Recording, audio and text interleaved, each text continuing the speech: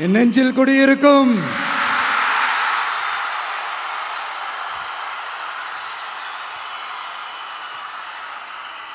தமிழக மக்கள் உங்கள் அனைவருக்கும் என்னுடைய வணக்கமும் என்னுடைய நன்றிகளும்.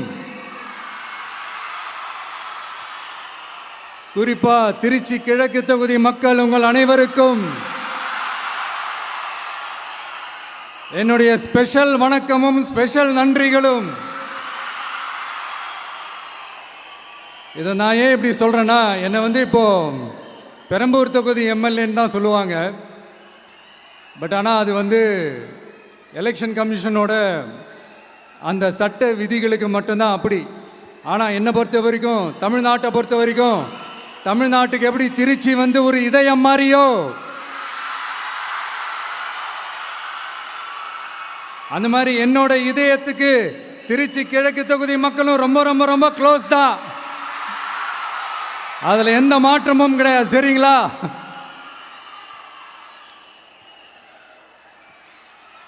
ஆட்சிக்கு சில வாரங்கள் கூட ஆகலை. 6 மாதம் அமைதியாக இருப்போம்னு சொன்னவங்களாம் 6 நாள் கூட அமைதியாக இருக்க முடியல. ஆட்சிக்கு அரை மணி நேரத்திலே ஆரம்பிச்சிட்டாங்க. பாவம், ஒரு கல்யாண வீட்டிலலாம் போய் புலம்பிட்டு இருக்காங்க. நான் சொன்னதெல்லாம் நடக்குதா? 1 by 1 எல்லா புலம்பல்ஸும். அது மாதிரி இத்தனை வருஷமா மாற்றி மாற்றி உங்களை ஏமாத்திக்கிட்டு இருந்த இந்த 2 பேரையும் வேண்டாம்னு சொல்லி ஒதுக்கிட்டு உங்களுக்காக உண்மையா உழைக்க வந்த உங்க விஜய, உங்க அண்ணனை, உங்க தம்பிய முதல் அமைச்சரா இல்ல முதல் சேவகனா ஆக்கியிருக்கிறீங்க. தலை வணங்கி ஒட்டுமொத்த தமிழக மக்களுக்கும் இந்த நேரத்தில் என்னுடைய நன்றியை தெரிவிச்சுக்கிறேன். இந்த நேரத்தில் எங்களுக்கு ஆதரவு தெரிவித்த அத்தனை இயக்கங்களுக்கும், அத்தனை இயக்கத்தின் தலைவர்களுக்கும் மீண்டும் என்னுடைய நன்றியை தெரிவிச்சுக்கிறேன்.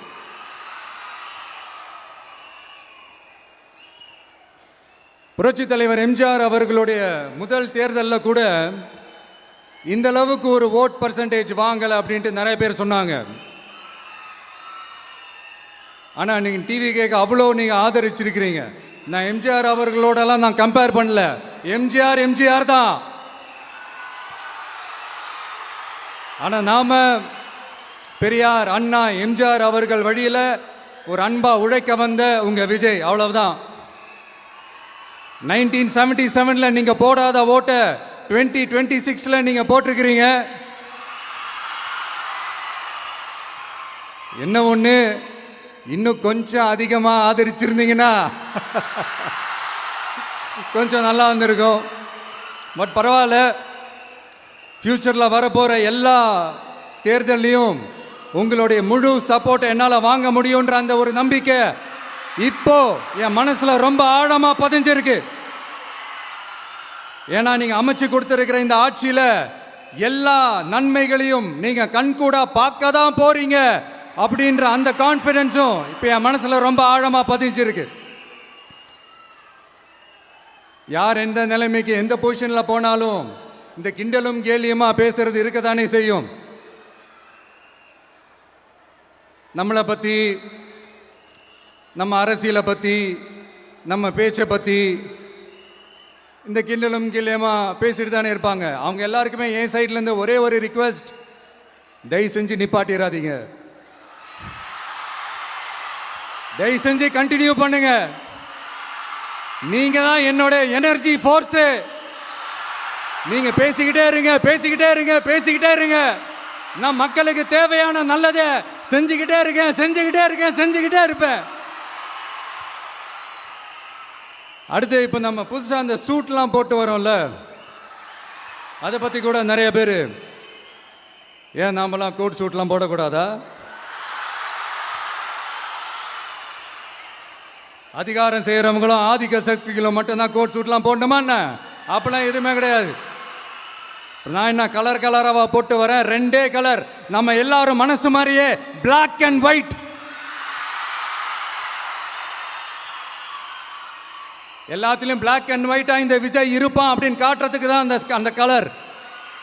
அடுத்து அந்த பிளாக் கூட யாரை குறிக்கும் எதை குறிக்கும்ன்றது நான் சொல்லி தான் தெரியணும்னு அவசியம் இல்லை, அது உங்களுக்கே நல்லா தெரியும். எல்லாத்துக்கும் இப்படி வழக்கம் சொல்லிக்கிட்டு நசன் பேசுகிற டைப்பும் நம்ம கிடையாது, உங்களுக்கே தெரியும். அதிகபட்சமாக எல்லா மீட்டிங்கிலும் 20 நிமிஷம்குள்ளே தான் நான் பேசியிருக்கிறேன். அதனால் இப்போ மக்கள் என்கிட்ட என்ன சொல்கிறாங்க அப்படின்னா, இந்தாப்பா விஜய், நீ எங்களுக்காக உழைக்கிறதுக்காக வந்திருக்கிற, அந்த வேலையை மட்டும் பாரு, உன்னை பற்றி பேசுகிறவங்கள நாங்கள் பார்த்துக்கிறோம் அப்படின்னு சொல்லிட்டாங்க. சரி, ஆனது ஆச்சு. இப்போ என்ன, உனக்கு எதிரிகளே இல்லையா அப்படின்லாம் கேட்டால் அப்படிலாம் நான் சொல்ல மாட்டேன், அப்படிலாம் நான் நினைக்கவும் மாட்டேன், அப்படி நினைக்கவும் கூடாது. இப்பவும் சொல்கிறேன், அரசியல் ரீதியாக சொல்கிறேன், 2 பேருக்கு நடுவில் தான் போட்டியே. ஒன்று இன்னொன்று, எஸ், ஒன்று டிவிகே, இன்னொன்று டிஎம்கே. இதுக்கு நடுவில் வேற யாருக்கும் எந்த வேலையும் கிடையாது. ஏதாவது இருக்குன்னு சொல்றீங்க? எலெக்ஷனுக்கு முன்னாடியும் அவங்களுக்கு ஒரு வேலையும் இல்லை, இப்போ எலெக்ஷனுக்கு அப்புறம் சுத்தம். ஆனால் இந்த திமுகவும் மற்றும் பலரும் ஒன்றா சேர்ந்துக்கிட்டு இந்த விஜயோட ஆட்சி வந்துடக்கூடாதுன்னு சொல்லி ஒரு கூத்து ஒன்று பண்ணாங்களே, அந்த கடைசி 5 நாள், அடாடாடாடாடா, நமக்கெல்லாம் ஓஹோ இப்படியெல்லாம் கூட நடக்குமோ என்ன கூத்துங்கிறீங்க. ஆனால் ஃபியூச்சர் என்னவா இருக்குன்றதை மட்டும் இப்போ நான் சொல்கிறேன். உங்களுக்காக உண்மையாக உழைக்க வந்த இந்த விஜயா, இல்லை இந்த விஜயோட ஆட்சி அமைஞ்சிடக்கூடாதுன்னு தடுக்க நினைச்ச ஸ்டாலின் சாரா, அவ்வளவுதான். இதுக்கு நடுவில் வேற யாரும் எந்த அல்லு சில்லும் உள்ள வந்து நம்மளை தடுக்கிறதோ எதிர்க்கிறதோ ஏதாவது பண்ணாங்கன்னா நிர்வாகம் அதுக்கு பொறுப்பில்லை ராஜா, நிர்வாகம் அதுக்கு பொறுப்பில்லை. ரிசல்ட் என்னவா வரும்ன்றது அது உங்களுக்கே நல்லா தெரியும். நம்மளை ஏளனமா பேசுறதா நினைச்சு அவங்களுக்கு ஆப்பு வச்சுக்கிறாங்க. திமுக நம்மளை தடுக்க, திமுக நம்மளை எதிர்க்க, திமுக நம்மளை அவமானப்படுத்த அத்தனையும் நமக்கு நன்மையே.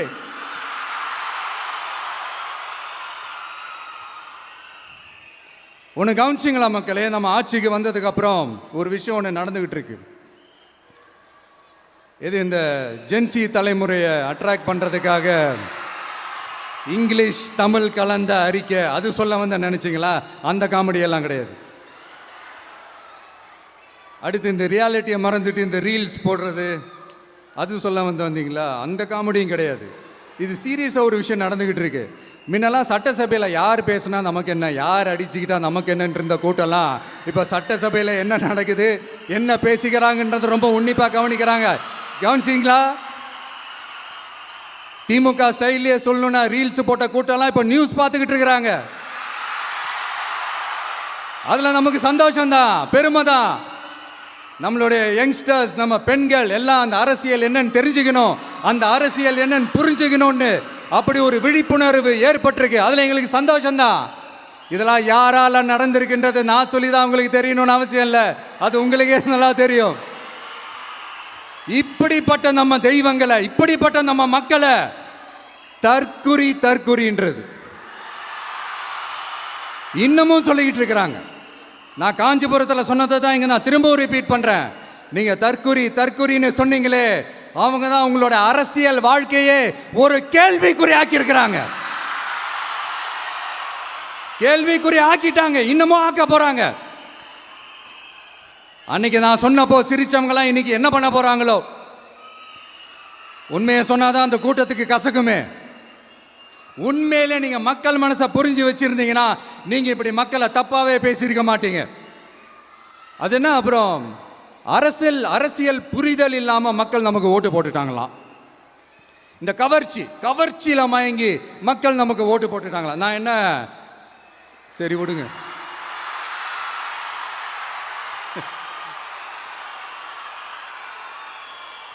மக்கள் அவங்களுக்கு ஓட்டு போட்டா அந்த மக்கள் நல்லவங்களாம், அதே மக்கள் நமக்கு ஓட்டு போட்டா அந்த மக்கள் கெட்டவங்களா, தற்குறியா.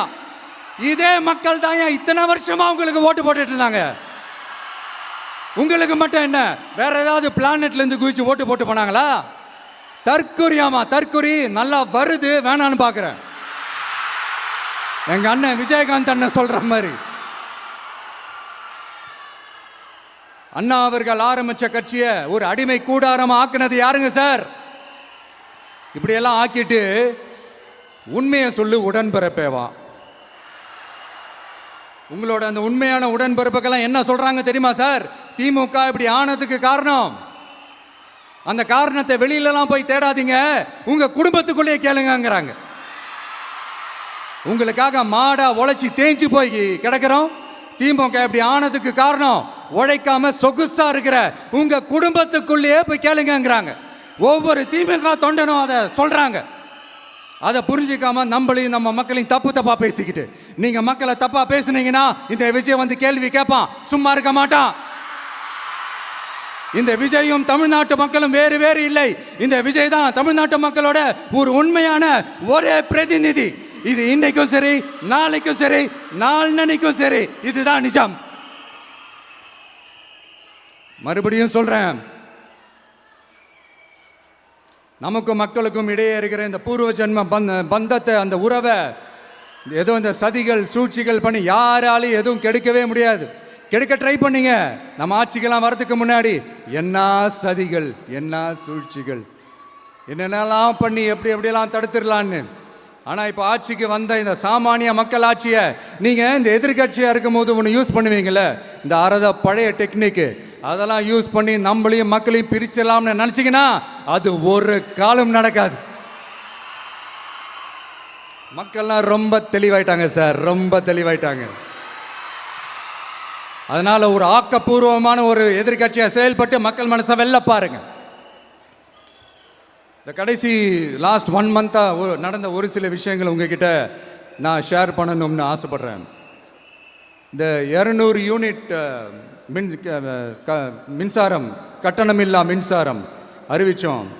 அதில் ஆல்ரெடி இருந்த 100 யூனிட் திமுக கொடுத்தது கிடையாது. மேடம் ஜெயலலிதா மேடம் இருந்தப்போ செஞ்சுட்டு போனது. ஸ்டாலின் சார் பதவி போன அந்த கடுப்பில் அறிக்கையா விட்டு தள்ளிக்கிட்டு இருக்கிறாரு. என்ன பண்ணீங்க உங்களுடைய ஆட்சியில்?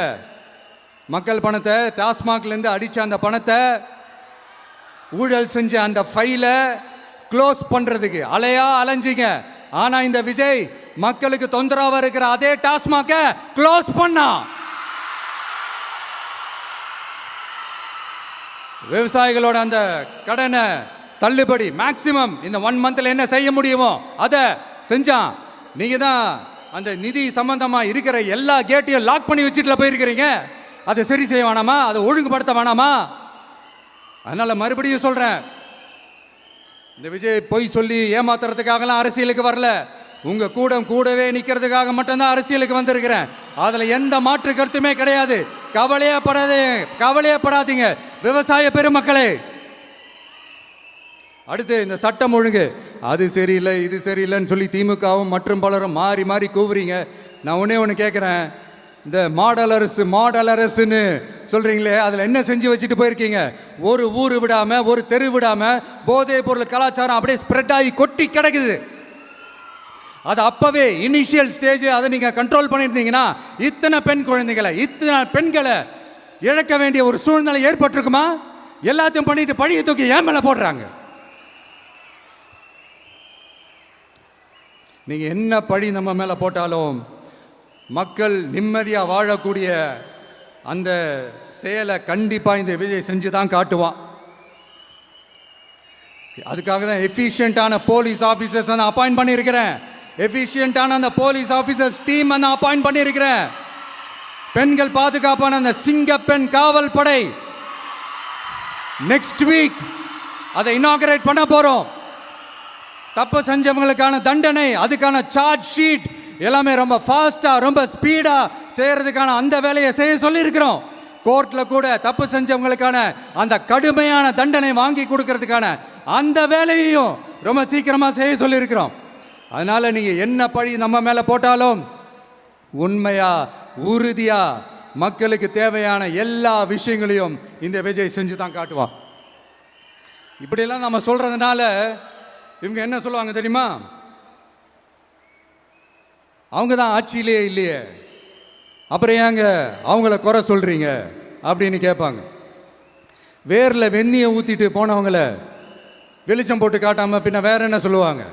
இதெல்லாம் மக்கள்கிட்ட நம்ம தெளிவாக எடுத்து சொல்லணும் இல்லையா? அதுக்காக தான் இதெல்லாம் சொல்லிகிட்டு இருக்கிறேன். நம்ம மக்களுக்காக இவ்வளோ வேலை பார்க்குறோம், ஆனால் இவங்க அதையெல்லாம் விட்டுட்டு குதிரை பேரம் பண்ணுறாரு, அது பண்ணுறாரு, இது பண்ணுறாருன்னு சொல்லிட்டு தப்பு தப்பாக கதையெல்லாம் அடித்து விட்டுக்கிட்டு இந்த தீய சக்தியும் தீந்து போன சக்தியும் அதாங்க திமுகவும் மற்றும் பலரும் ஒன்னா சேர்ந்துக்கிட்டு திருட்டுத்தனமா யாருக்கும் தெரியாம ஒரு ஓரமா மூலையில உட்கார்ந்துட்டு பேரம் பேசி கூட்டு சேர்ந்து ஆட்சி அமைச்சு கொள்ளையடிக்க திட்டம் போட்டாங்க. அது ஏன் தெரியுமா? உங்களோட இந்த டிவிக்கு ஆட்சி அமைஞ்சா அவங்க பொழப்பே போயிடும். அந்த கொள்ளையடிக்கிறது, லஞ்சம், ஊழல் எல்லாமே கத்தம் கத்தம். அதான் இந்த காரணம். அடுத்து ஸ்டாலின் சார், திமுக இப்போ தீய சக்தி மட்டும் இல்ல, மக்களை விட்டு ரொம்ப தூரமா போன தூர சக்தி, ஓர சக்தி, கோர சக்தி, பார சக்தி. நீங்க எப்போ இந்த தீந்து போன சக்தியோட நீங்க கூட்டு சேர்ந்துக்கிட்டு ஆட்சி அமைக்கணும்னு நினைச்சீங்களோ அப்பவே இந்த திமுக தூர்ந்து போன சக்தியாகவும் ஆயிடுச்சு.